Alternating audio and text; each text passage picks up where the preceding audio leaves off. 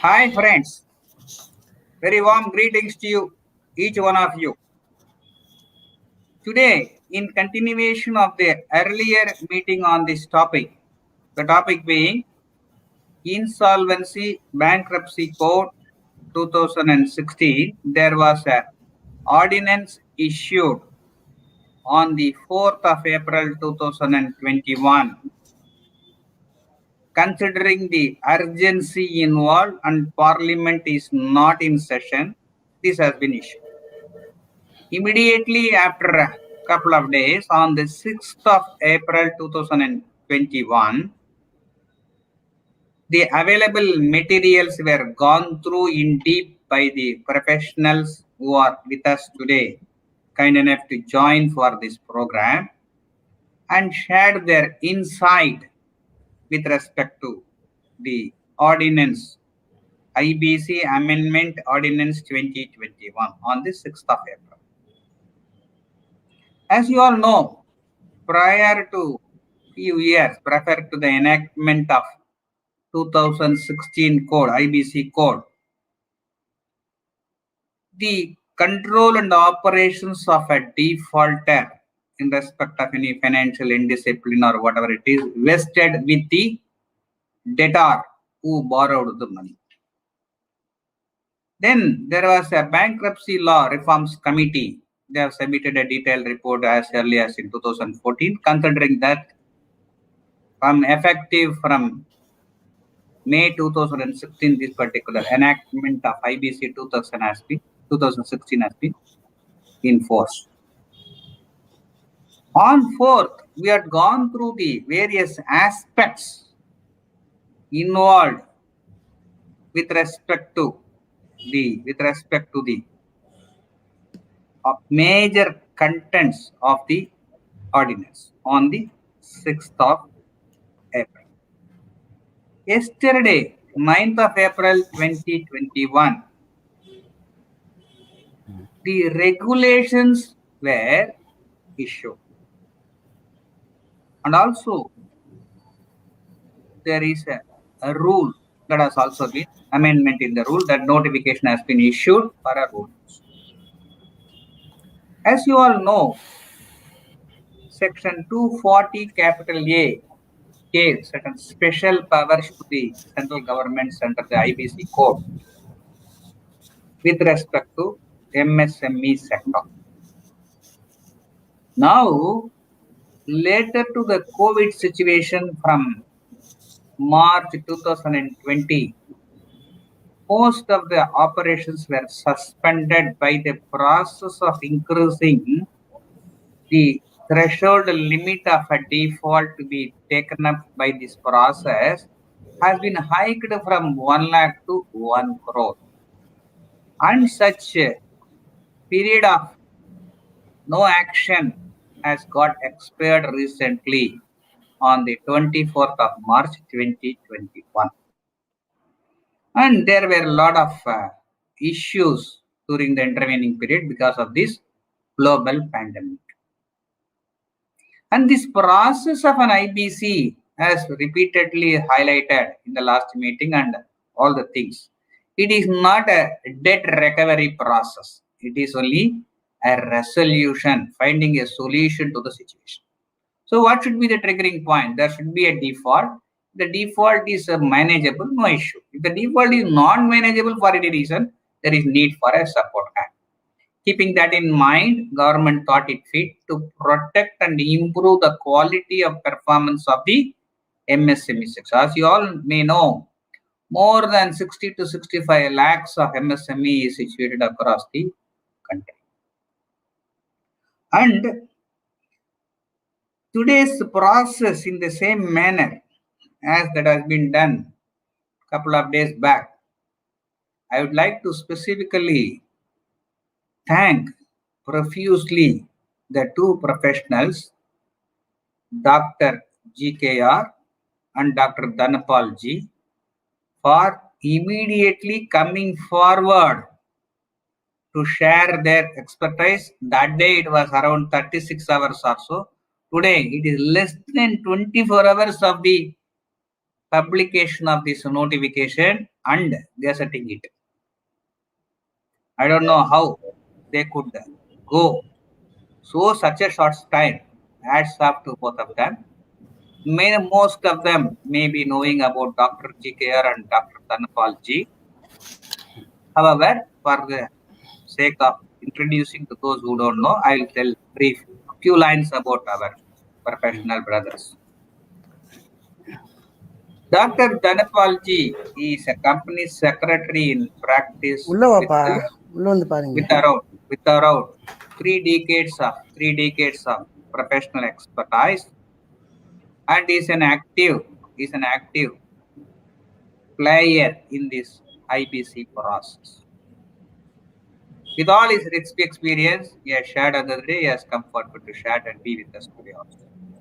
Dr. GKR is a chartered accountant, cost accountant, company secretary, insolvency professional, valuation professional, and above all, is a passionate teacher to share his understanding of the any subject, whatever it is, to the masses in a very aggressive manner by doing his best. With his overall, let us go to the point specific directly.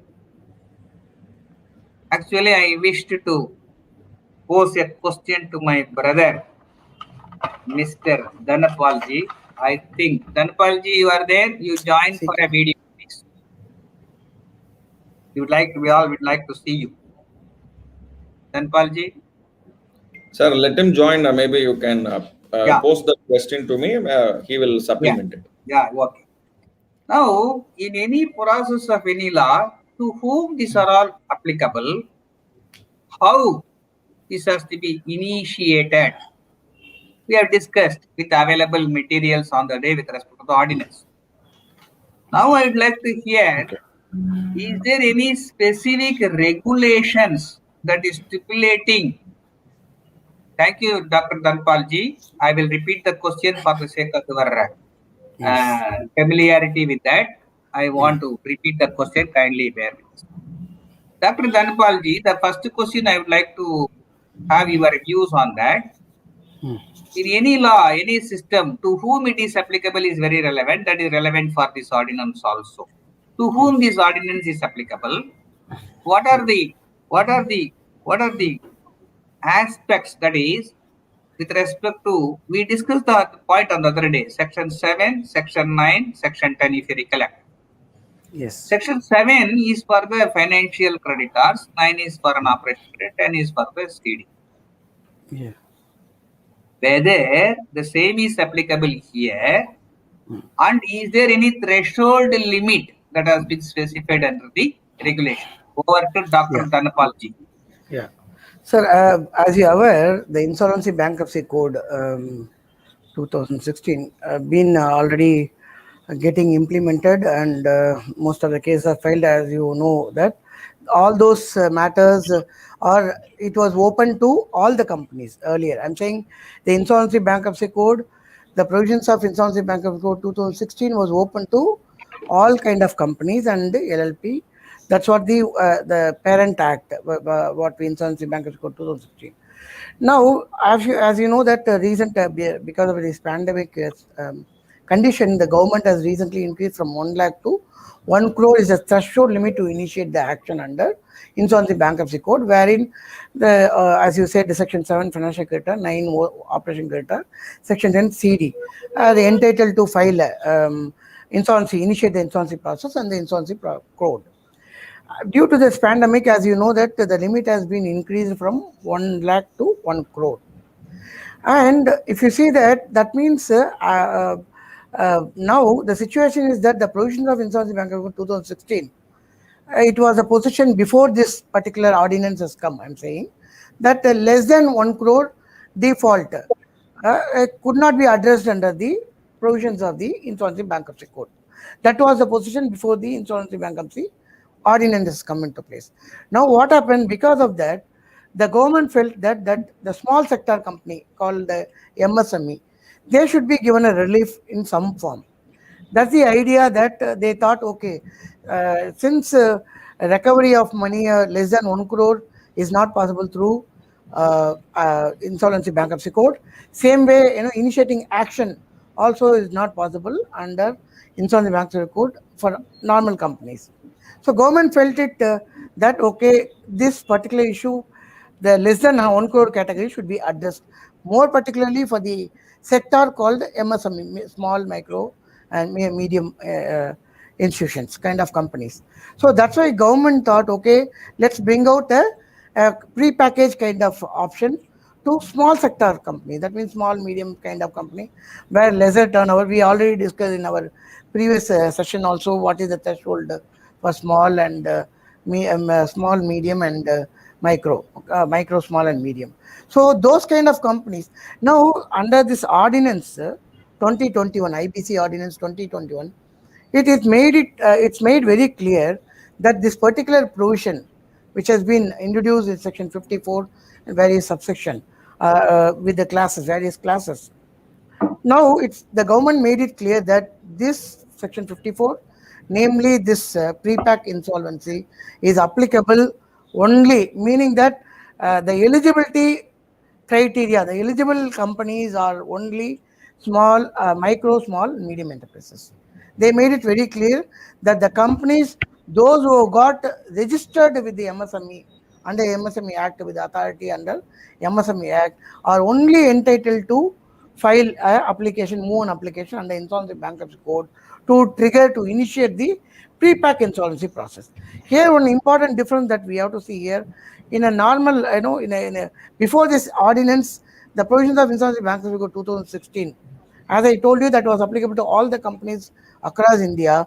Now, this particular provision, which came into effect through an ordinance, is applicable only to the MSME category, those who got registered, and that too, this insolvency process, this pre-pack insolvency process, can only be initiated by the company itself, not by others.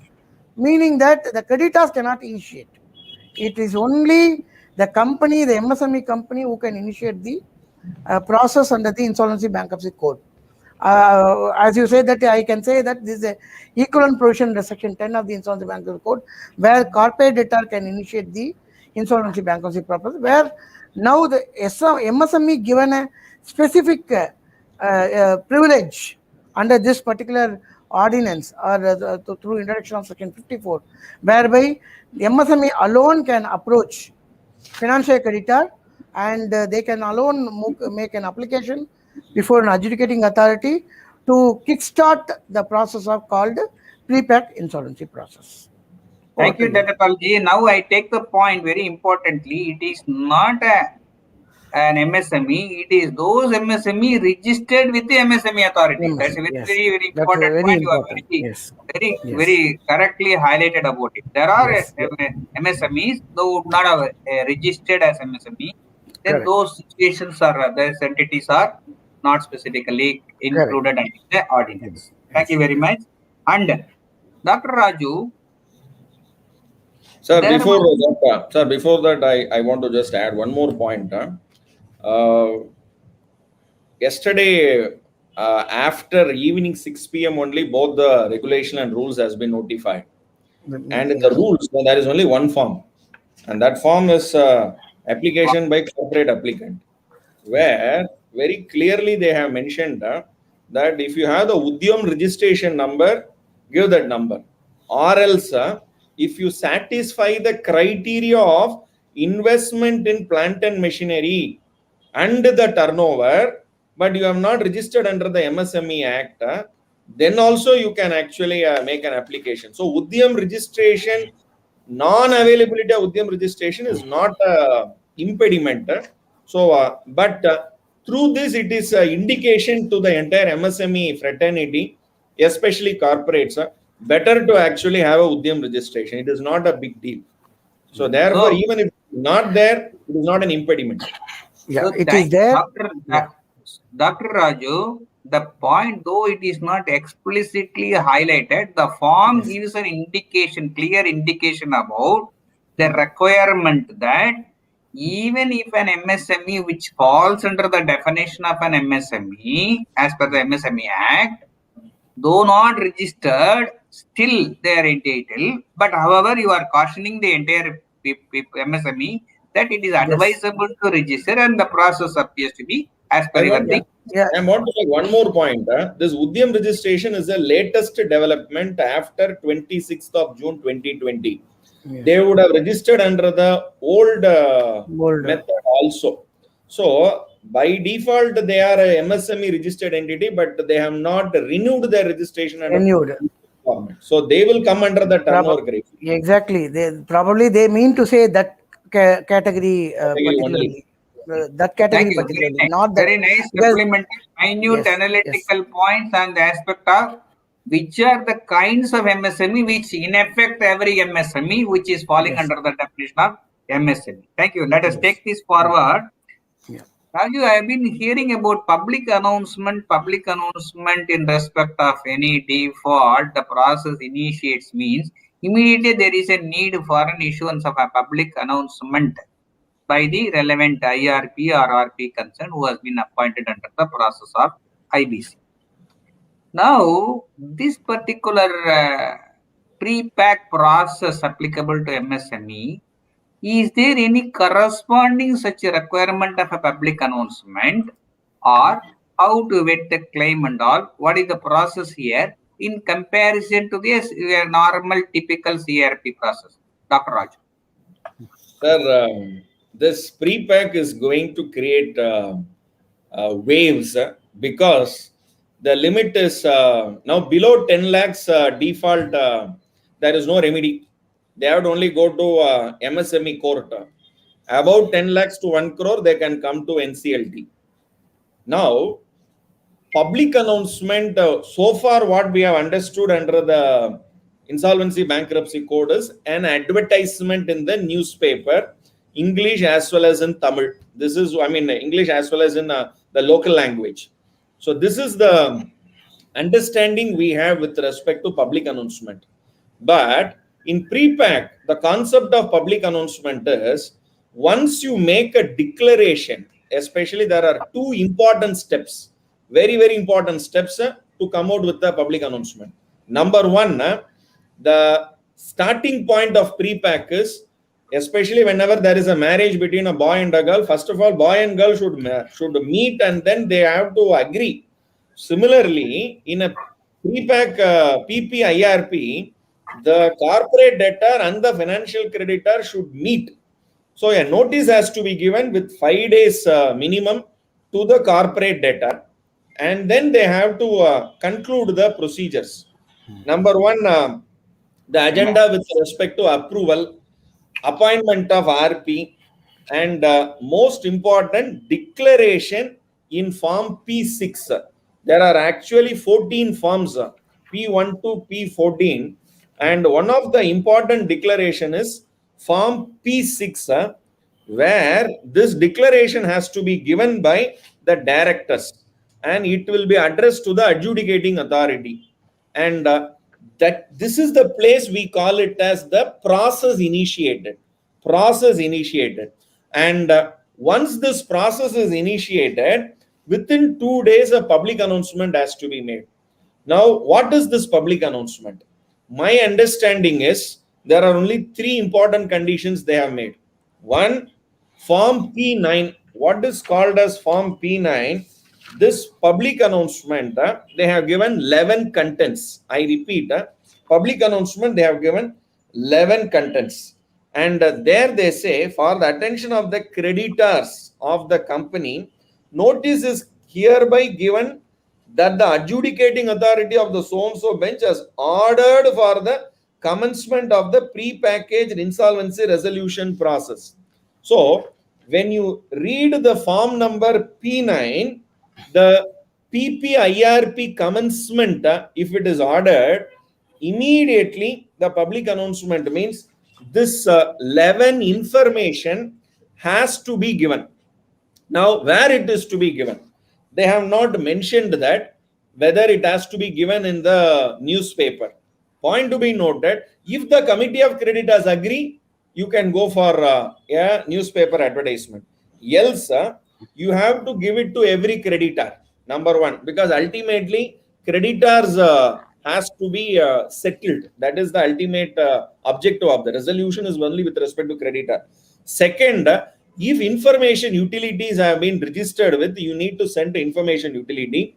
And in case as a corporate debtor, you are connected with an information utility through a financial creditor or an operational creditor, you are obligated. Number 4, publish in the website. They say very clearly, publish in the website. So mandatorily, every corporate, every MSME, better to have a, I repeat, better to have a website. And 2 things, they say this public announcement will be made both in the website of the corporate debtor and in the IVBI also. So if you read the form number P9, very clearly they make that notice is hereby given that the adjudicating authority of so-and-so NCLT bench has ordered for the commencement of the pre-pack insolvency resolution process. So meaning this public announcement will be triggered only when the PPIRP commencement date happens, and from that date 2 days. So it's very nice. It's very nice that public announcement in a newspaper or not is not specifically highlighted. It depends on the decision in a COC. But however, each of the creditors have to be intimated, and the process initiates later to the PPIRP commencement date, which is the order date. I want to add one more thing. Here, this generally in public announcement, what normally you will have is you will invite claims. I repeat, you will generally invite claims. But here there is no invitation of claims. The public announcement will only declare one sentence called as list of claims shall be made available. That's all. Where it will be available? It will be available with the resolution professional for inspection for the creditors.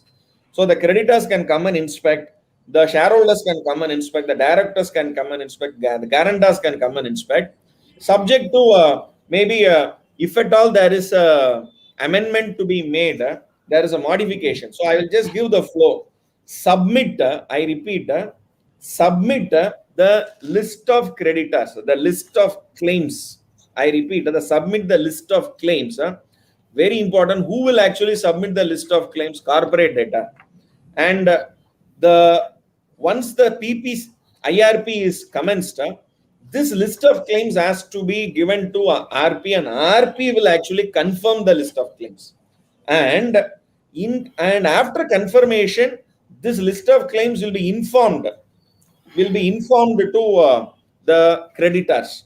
And in case they are aggrieved, they can file an objection with the RP, and RP can ask for an evidence or clarification. Based on that, the claim will be modified and the list of claims will be updated, and it will be with the resolution professionals available for inspection.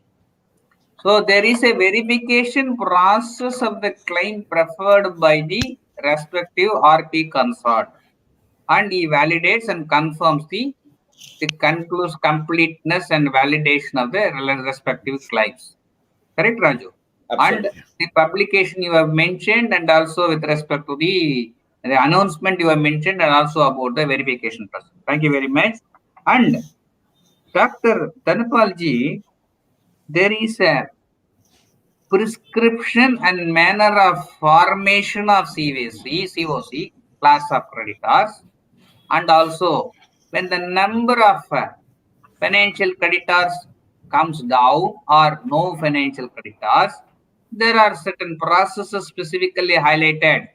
How many numbers should form class of creditors, and also how the COC is to be formed, how quickly it is to be formed, and in case there are no financial creditors, how the situation is dealt with has been clearly mentioned in CIRP process. What are the corresponding such prescriptions under the PPIRP, pre-pack IRP process? Dr. Dhanapalji. I will explain you the process, how it starts, so that it will be easy for the viewers to understand, because already there's a process already is in work, and now the new process is about to start. See here, not like a regular CRP, which we were doing earlier. Here in pre-pack insolvency, the process starts wherein the corporate debtor, being a MSME, the corporate debtor should take initiative. They should take initiative and approach a financial creditor. Approaching in the sense, as our friend Dr. Raju said, the corporate debtor should serve a notice, 5 days notice to the financial creditor to have a meeting, and to after having a meeting, he should take approval, concurrence by means of 66% vote that the financial creditor permit and corporate debtor to make an application. Of course, before proceeding that, the corporate debtor should ensure they are taking a special resolution passed by their own shareholders. Then after that, only the process itself can be initiated. So once this approval is given by financial creditor, then the process starts. How the process starts? By after approval of the financial creditor is given to the corporate debtor, indicating the name of the insolvency professional, then the corporate debtor should ensure he is making application. There's a big list is there, which I will explain you a little later in the session. There's a big list with what documents the corporate debtor should make application with the adjudicating authority. So here, after making an application, the adjudicating authority passes an order. Then the pre-pack insolvency commencement date starts. So this is how it happens.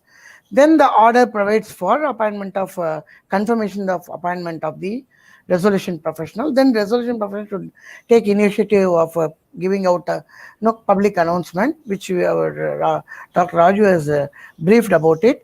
Then the formation of COC starts. In formation of COC, if you see regulation 25, which talks about the formation of COC, regulation 24 and 25, it says that the COC should be formed with unrelated. That's very important, because this language was not there earlier. Okay, this clear language was not there in the other provisions, where it made it clear in regulation unrelated. And of course, in section 54, make it clear that only the unrelated financial creditor alone can be part of the COC members. That is point number one. The point number two, where if there is no COC member, then what is the position?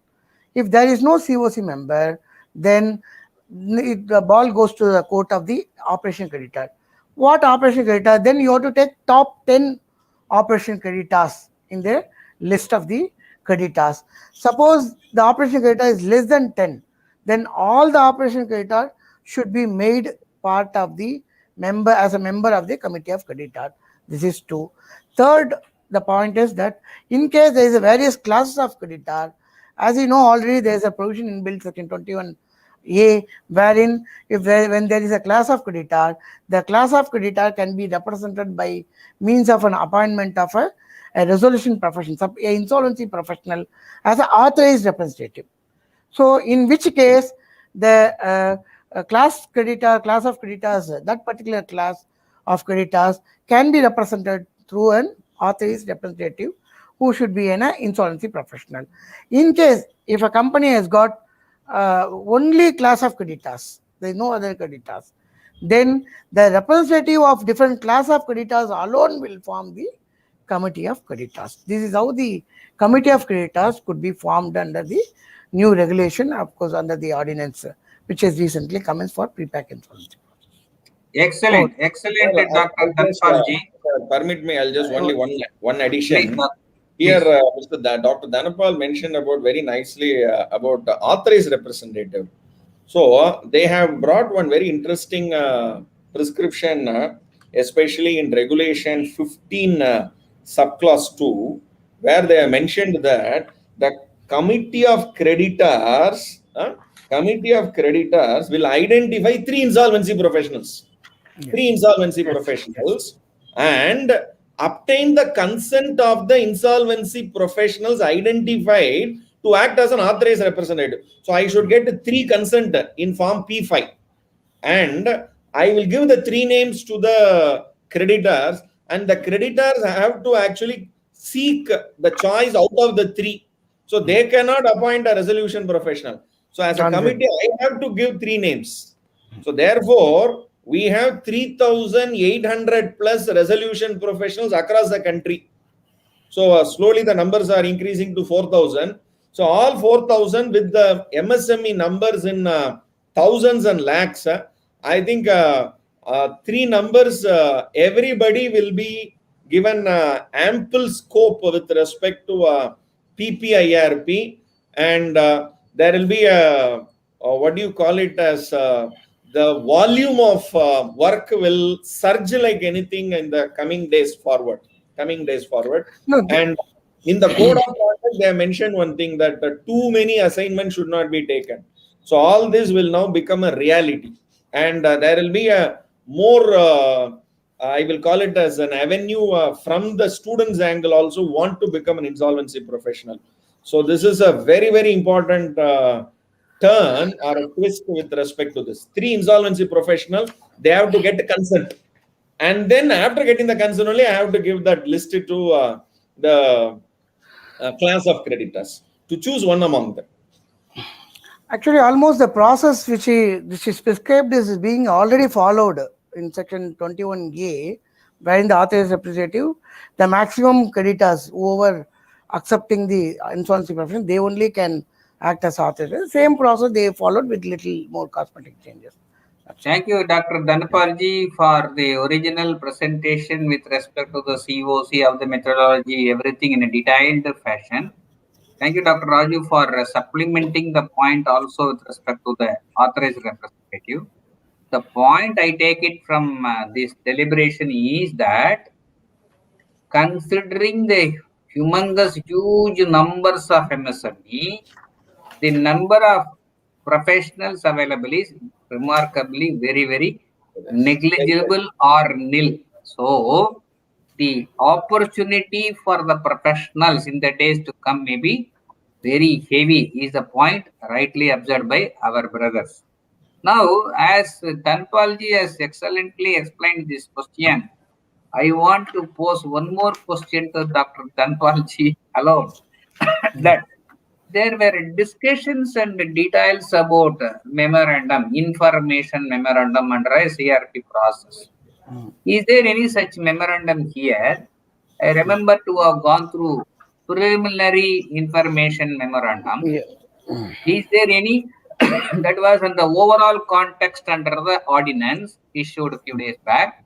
What are the prescriptions or the details that is mentioned in yesterday's regulations, and what are the specific aspects that one should go, and who has to prepare that this particular preliminary information memorandum under the PPIRP, pre-pack insolvency resolution process? Dr. Dhanapalji. This even the ordinance, the recent ordinance as well as even regulation, it says that preliminary information memorandum is a information memorandum which has to be prepared by corporate data themselves. If you see that earlier, the information memorandum, what we call, used to be prepared by interim resolution professional some 2 years back, then got amended, then subsequently now the resolution professional has to prepare the information memorandum in order to enable that he gives the information to the resolution applicant before inviting the resolution plan. Whereas here there's a small change wherein, as I told you in a deliberation, where the corporate debtor has to approach the financial creditor.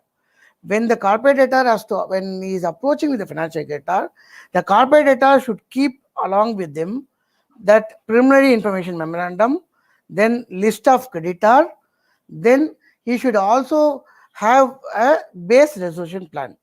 In fact, with these 3 requirement only, the corporate debtor should approach financial creditors for approval to initiate the process. So preliminary information memorandum generally talks about the assets and all the details of the assets and liabilities of the company, and what are the claims of the company, and the previous last 2 years audited balance sheet. All this general information which we already keep preparing, those things used to be prepared by resolution profession. Now that responsibility is casted upon to the corporate debtor themselves, wherein they have to see that they are collecting all this detail and submitting and providing to the financial creditors before they are taking approval of the financial creditor to initiate the pre-pack insolvency process. Dr. Ganapathy, you have nicely distinguished between the CIRP process and the PPIRP process in the sense that in CIRP process, the preparation is vested with the resolution professional concerned, and in this PPIRP, it is the responsibility of the CD concerned. I will take like that. Am I correct, Dhanpalji? In fact, corporate data, yes, correct. You are right, sir. In fact, the corporate data should ensure all the detail that is required to be prepared, no, that is required for preparation of information memorandum.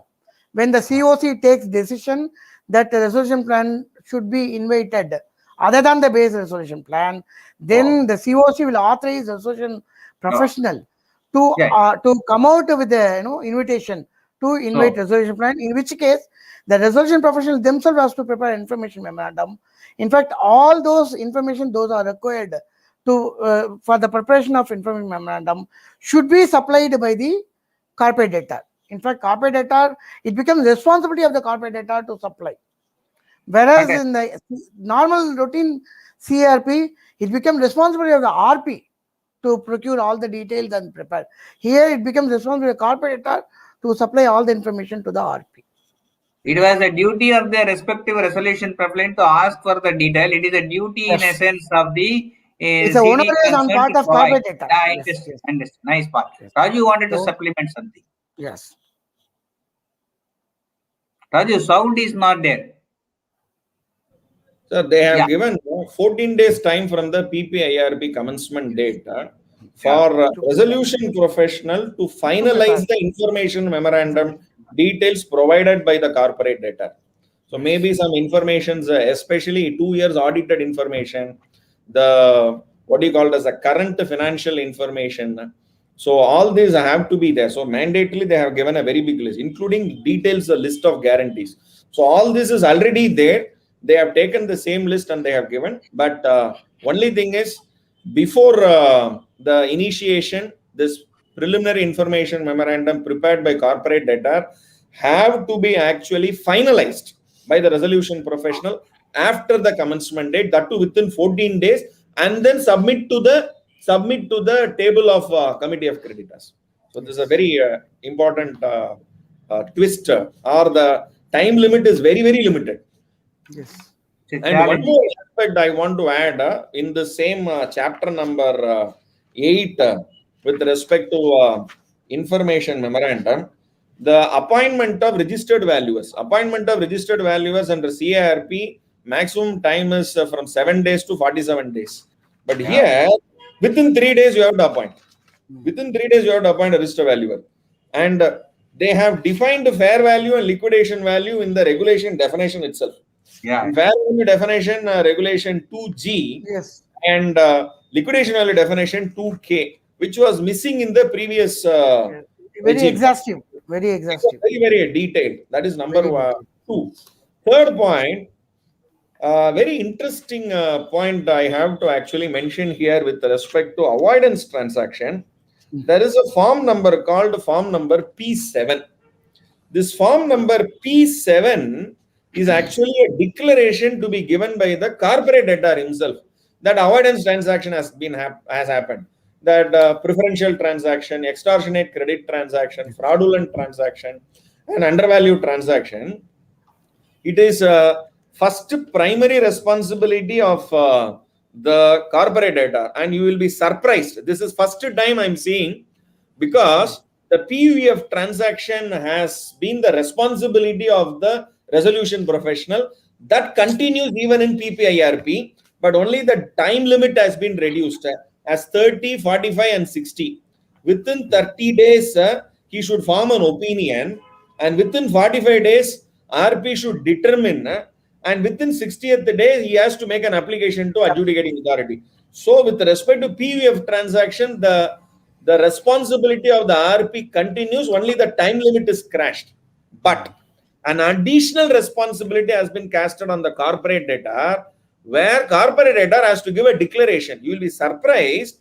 This declaration has to be signed by the director, where they have to say corporate debtor has not been subject to any transaction under Chapter 3 of the Insolvency Bankruptcy. So that means there is no preferential transaction. He has to give this declaration, or if at all any transaction has happened, he has to disclose it. And if it is disclosed, my dear brothers and sisters, resolution professional, regulation 41, directly within 60 days, you have to make an application. So it's a very, very important twist compared to CIRP, where a declaration has to be filed with respect to PUF transaction voluntarily by the directors of the company. It is a very important twist. And this is a mandatory one. And very interestingly, Dr. Dhanapal mentioned about that form number 1 in rule, you have to give a very big list. And one of the important thing is you have to also attach this declaration given by the company. You cannot say, this declaration is a mandatory one to file form number 1. So therefore, this declaration has to be given before the application itself. So this declaration and another affidavit has to be given that the corporate debtor is eligible under 29A. So all these forms part of the annexures you have to give. Very, very important.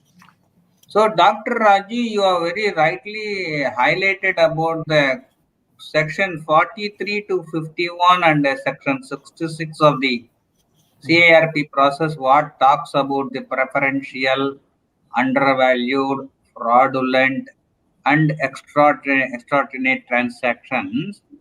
Same things, model and logic is applicable here, but however, the duty that was cast only on the professionals is more or less the joint responsibility, one may take it that way, because of the declarations by the management or the CD concerned, and as well by the respective resolution professional also. In that way, the quality and the time aspect, though you highlighted about the crashing of the time, Dr. Raju, that entire process time has also been correct. So naturally, this process also with respect to determination, identification about PUF has to be naturally. It's a great challenge.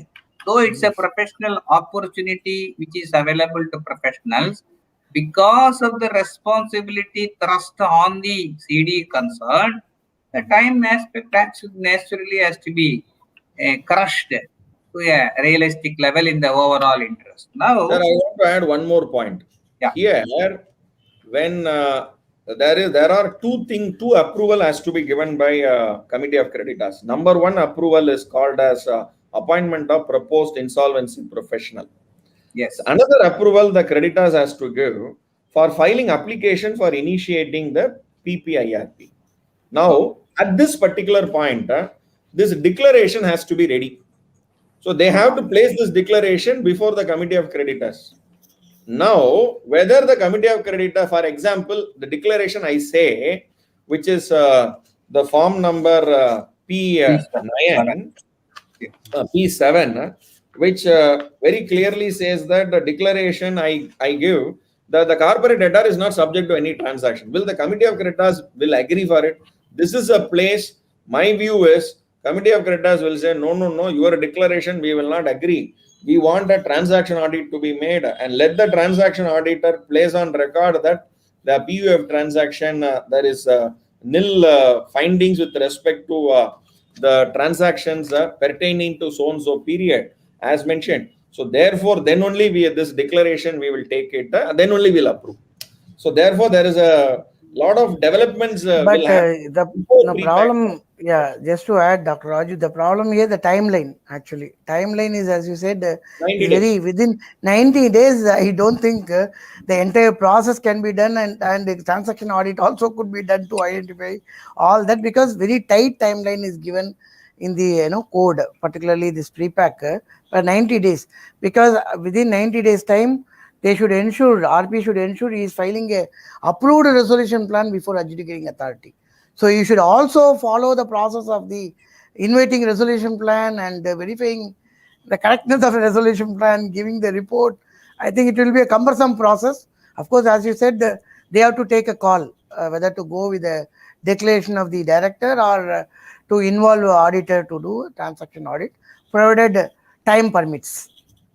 Dr. Raju, both of you narrated very nicely about the need about the PUF and the joint responsibility like situation of the concerned CD also. Now, with respect to the preparation of the resolution plan,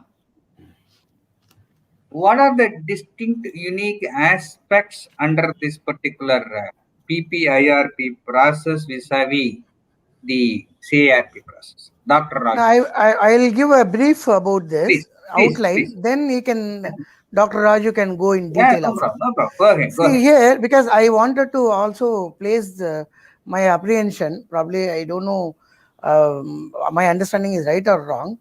See, in a normal CRP process, what happened? The initial CRP happens for 30 days with the IRP assistance. Then it takes into CRP process by RP. RP takes over. Then plan is invited. Then resolution plan given by the resolution applicant, and the plans are placed before the COC, and COC approves. This is how normal transaction goes. I'm saying the routine CRP process. Normally, that I think now every professionals or corporate must be now familiar with this process, because lot of cases are getting filed and reported also.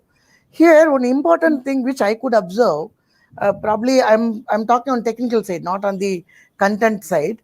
Here, the process itself is starting from base resolution plan, meaning that the corporate debtor has to give a base resolution plan to the financial creditor to procure the approval from the financial creditor to take it forward and file before adjudicating authority to initiate the process. Here, I was wondering to see certain provisions wherein it says that the base resolution plan is given by the corporate debtor. The idea itself to give opportunity to the MSME sector to revive. Opportunity giving opportunity to the MSME sector or the management of the MSME sector to make sure that they are reviving with the approval of financial creditor by following the process of law. That's the idea of this entire pre-pack should be the idea of the pre-pack insolvency process. Now, my concern, probably I won't say concern, my understanding now, the base resolution plan is given by the promoter.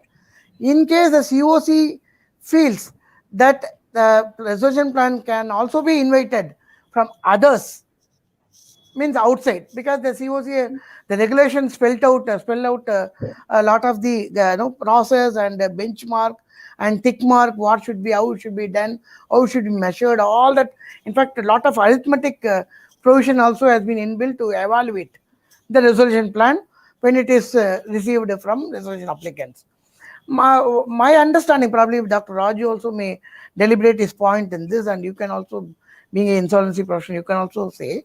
My point is that when pre-pack insolvency resolution process itself, if the intention of that pre-pack insolvency process to give a life back to the promoters or management of the MSME, when we start inviting resolution from outside resolution applicant, and there is also a provision introduced in the regulation whereby it says that the COC, if they are not satisfied with the resolution plan received from outside resolution applicant, then the COC may consider the base resolution plan.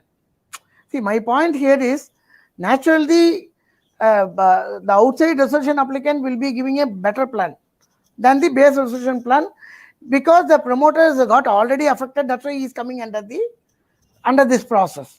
When we starts inviting plan from outside other than the promoters of the MSME, and after considering it and after measuring it in terms of the guidelines given in the regulation, then going back to the base resolution plan, I doubt that how much possibilities are there for base resolution plan to get approved by the So COC. That's my your apprehension, Dr. Dhanapalji, whether based on the evaluation matrix specifically highlighted and the manner of calculation intricacies yes, involved yes, under this new regulation, yes. whether the base plan compared to the resolution plan of the third parties, which one will be attractive for the purpose of Correct. smoothly resolving. It depends on the situation according to my understanding of the entire thing. And I request Raju to supplement Probably, share yeah. his views, Yes. specifically highlighting what are the minute details mandatorily prescribed under the PPIRP process, pre-pack IRP process, compared to the CRP process. Dr. Raju. Sir, henceforth, there will be a special breed of insolvency professionals. They will put a board outside their office. Here, base resolution plan will be provided. So we'll have a new breed of insolvency professional. I will only prepare base insolvency professional. I'll be only a consultant. Why should I be appointed as an insolvency resolution professional? I'll give the plan. I'll study both sides. I will discuss with the financial creditors and the corporate debtor. I will prepare a very nice base resolution plan. So therefore, being a chartered accountant, cost accountant, company secretaries, and with very rich experience in the corporate sector and in accounting and finance, you are the right people, the blend to actually come out with a very nice idea of a base resolution plan. And such a kind of new breed of professionals will emerge after this. Number one. Number two, base resolution plan is a starting point.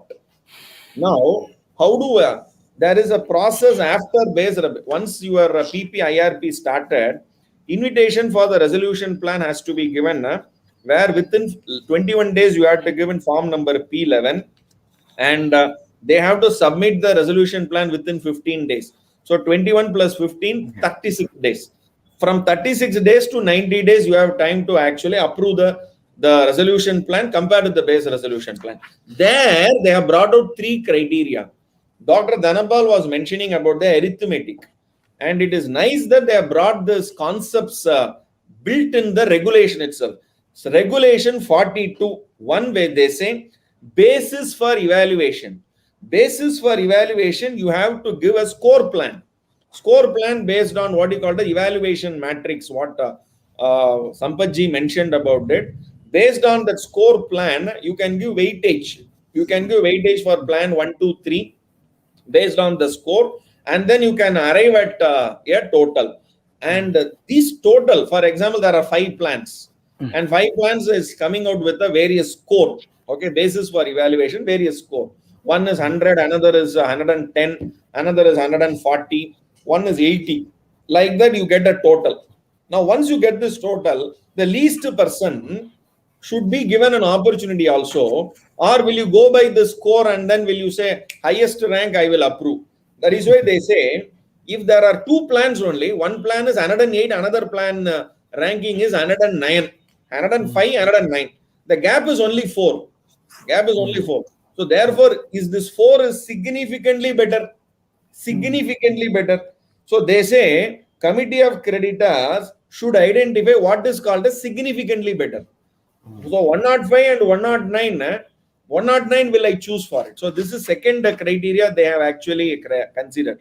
Third, tick size. What is called tick size? For example, 109 is plan B, 105 is plan A. The gap between 105 and 109 is 4. To approve plan A, that means I have to actually elevate myself above B. Above B, I have to elevate myself. How much I have to elevate myself above B? So 109 plus another 7 points, and I am below, I am 5 points. So 7 plus 5, 12 points I have to elevate. So that means give the chance to actually plan A to actually resubmit the plan. So all this, it is already there, which has evolved from 2017, 18, 19, 20, and 21.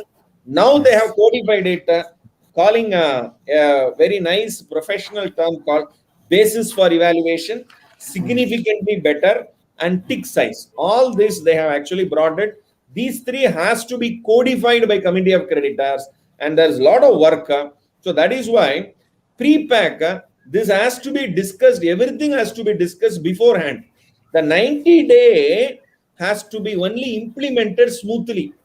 So rather than that means in Tamil, maybe many of them are non-Tamilians. There is a very nice dialogue by Vadivelu. எதை செஞ்சாலும் plan பண்ணி செய்யணும். So pre-pack is a very nice. I will call it as analogy for this.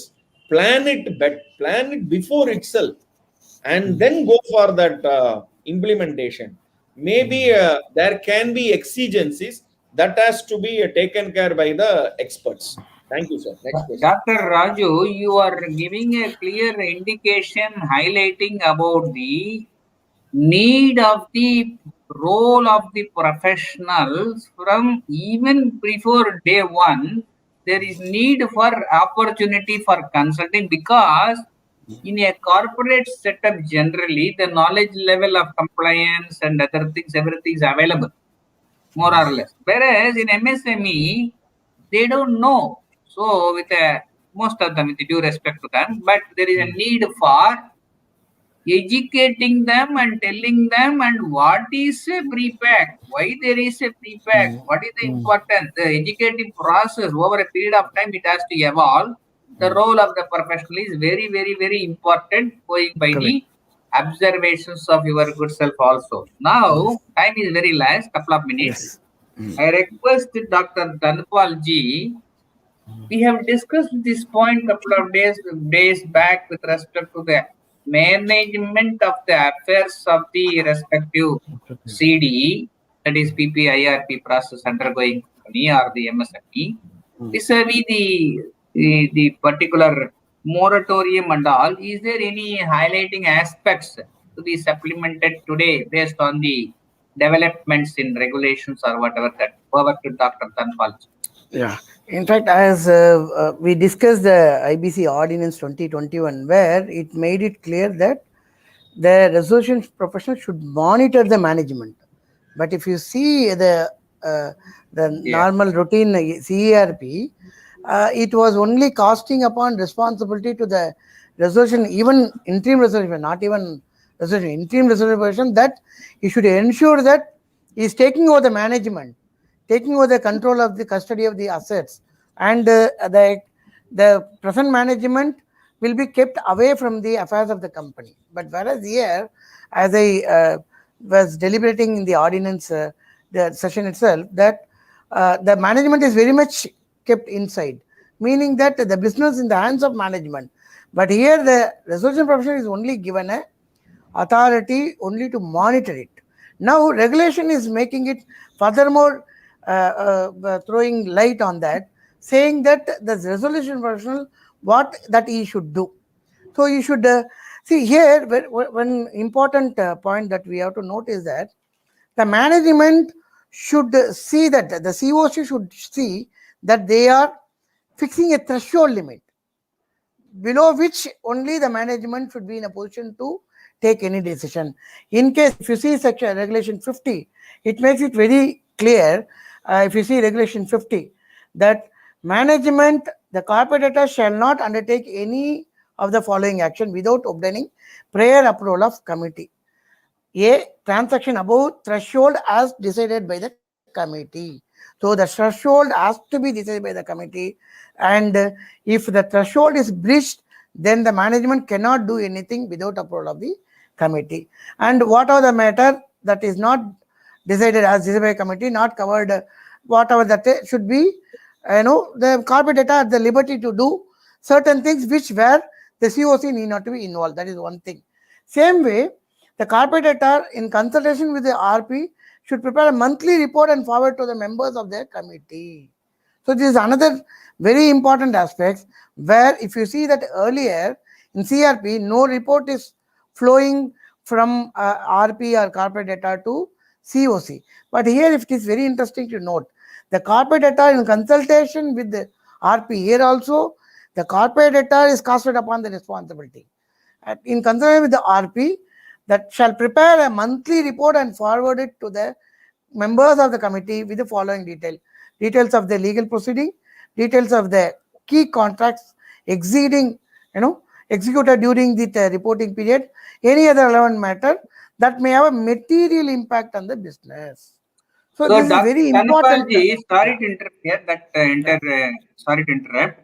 The Yes. point you are highlighting with respect to this process is Hmm. the COC has to prescribe norms or the levels of threshold for various aspects, whatever Yes. that has been listed in the particular regulation, Hmm. and the relevant respective resolution professional has to monitor whether these are all obeyed or done. In case of any variation or any such thing, there is a need for the interference by the due process that is indicated in law. So earlier it was the responsibility of the resolution professional alone because the board is suspended under the CRP process. Yes. Now that the board is there in operation, the prescription is directly to the board to be monitored by the respective RP concern. Okay. Yes. Yes. Now we are now reaching a last. I think we have crossed No, the time. adding one more point here. One more point. Vesting of management when will come with the IRP that already we deliberated also, but still again to continue that vesting of management will happen only when COC forms an opinion that the affairs of the corporate data is conducted in a manner prejudicial to the interests of the creditor or with the intention to defraud the creditor. Then COC has got a authority to approve to permit resolution professional to take custody of the management, and So in which case, the power of suspension of the board, which was yes, automatic under a CRP process, now is in the now hands of the to be COC. decided and evaluated by the wisdom of the COC. Depending on the situation, it will be Yes. decided. If they got a trust, board Yes. will continue. They got a wanting interest, it is only to the respective resolution professional life. Now Correct. that I wanted to deliberate little more on the schedules and the rules, Yes. which has been covered by our Dr. Dhanapal ji and Dr. GKR with respect to those schedule aspects also. Now that there are a couple of questions, I request Dr. Raju to show that particular question. Any one of you can address. Now, to my understanding, there is no maximum limit for amount of default in PPIRP process. Mr. JKR, your opinion. Yes. Sound, Dr. Raju, sound is not there. It is actually about 10 lakhs, there is no limit. So even though the trigger point is 10 lakhs, we should not conclude that it is between 10 lakhs and 1 crore, it is MSME, and above 1 crore, it is actually a CR. It is not. It is not. There are two only triggering default. points. There are two triggering points. One is a default, and the default should be more than 10 lakhs. That's right. Exactly. Thank you. Next question, Raj. What if the financial creditors do not give their approval for initiating PPIRP? Dr. Dhanapal ji. Process will not get started. It won't get kick-started. Process will be stopped. Next, is there any other question, Dr. Raju? I take with the rose, sir. The rose is taken, but my proposal is rejected. So what to do? I have to only go to the next. I have to go to the next proposal only. The next proposal. So, is there any question? Other question, Dr. Raju? What if the CD makes a false declaration in regard to PFE? It is normal, general. As I would like to supplement, you can say I would like to say a few words. In any declaration, if there is no truth in it, if they falsify with an intent or whatever malafide or whatever intention, the general law takes care. This particular law also takes a particular thing, whatever that under the penal provisions. I request Dr. Raju to say a few words, and Dr. Dhanapal ji, we have crossed already the time. Very short brief, 30 seconds from Dr. Raju, 30 seconds supplemental by our Dr. Dhanapal ji. Dr. Raju. Sir, this PPIRP, when you look at the list of the forms, especially from P1 to P14, very detailed, and especially the two declarations is the crux. I say these two declarations are the crux. Number one, declaration by the director that all the information what they have to give, especially with respect to the creditors, have approved the name of the insolvency professional.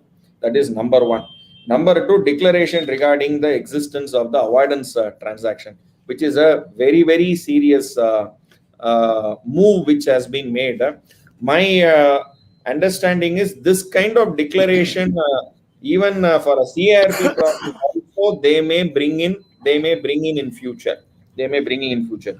Second, third point, very nicely they have actually brought this concept of base resolution plan rather than after this, because 90 days is very short.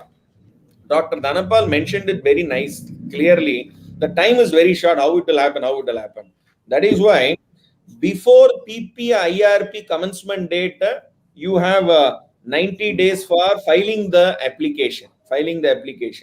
Now, after approval, after the initiation, you have another 90 days. So therefore, this base resolution plan itself will be the trigger point for further resolution plans to come with. And 2 or 3 aspects I want to mention before I conclude. Number one, the class of creditors means minimum 3 resolution professionals have to be recommended by committee of creditors where there is a scope for it. Second, there is a scope with respect to resolution professionals for preparation of base resolution plan. 3, scope with respect to resolution plan right from thought to finish. What is called thought to finish? From the starting of 5-day notice to committee of creditors, sitting along with the committee of corporate debtor for approval of the particular initiation of the CARP, the PPIRP. All this, there can be a package that can be actually supported by the professionals with respect to till the initiation application is made, because corporates being an MSME, they may require professional help. So this is the third point. Fourth, very important with respect to transaction audit, because the declaration has to be given. All MSMEs has to be cautioned before signing P7. Better to do a voluntary transaction audit, get a report, and based on that, let them sign. So even if they are unaware, some of the to the extent what I am aware, I will sign. To the extent of other transaction, let the professionals and they let them give the scope properly.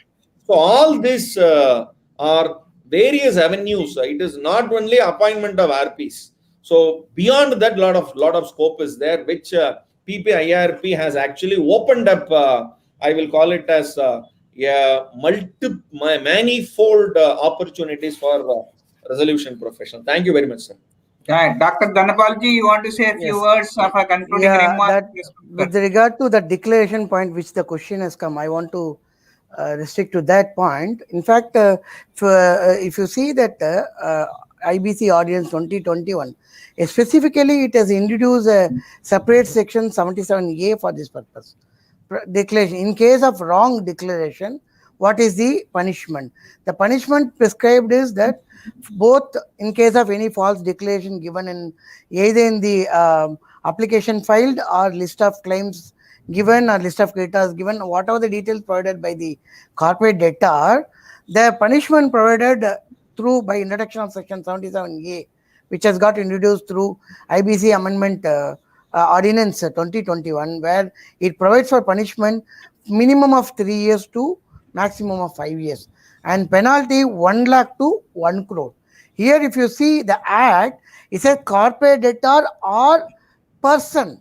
Person means we have to. It is very open. Or person. Why I am saying it is open? It we can say it refers director, all that. No, it in a subsequent subsection it covers director separately.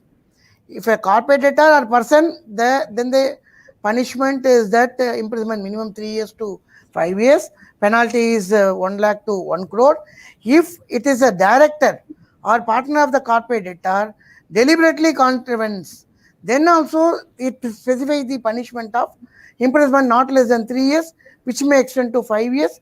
Same way, penalty 1 lakh to 1 crore. We have to be careful, and also it is important to understand who is covered in the language, in the connotation called person, corporator or person, as the case may be, shall be punishable. So punishment is very much is there if false declaration is given.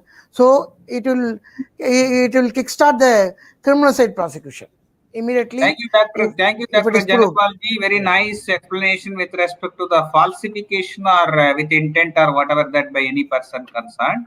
And I would like to add one more point, which is very, very important, I think, from the point of view of the professionals concerned.